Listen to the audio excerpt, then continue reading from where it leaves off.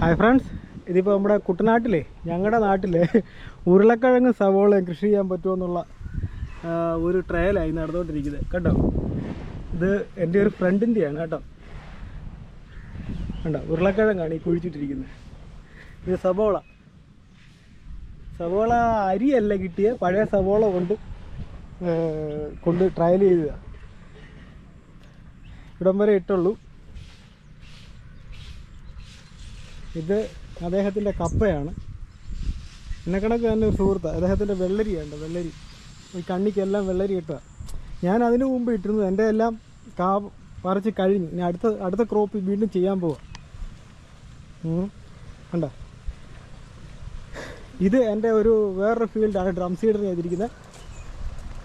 ഉണ്ടോ, ഇപ്പം കളനാശിനി അടിച്ച് നിർത്തിയിരിക്കുക. ഇതും നമ്മുടെ കൺട്രോളിലായി. കണ്ടോ, ഇനിയിപ്പോൾ അടുത്ത കൂർക്ക കൃഷി ചെയ്തിരിക്കുന്നതാണ്. ചീര ഉണ്ട്, ചീര, വെള്ളരി. ഇത് കൂർക്കയാണ്. ഇതും ഇവിടെ ഉണ്ടാകാൻ പറ്റുമോ നമ്മൾ ശ്രമിക്കുക. ഓരോ സാധ്യതകൾ നമ്മൾ കണ്ടെത്തിക്കൊണ്ടിരിക്കുക. കണ്ടോ,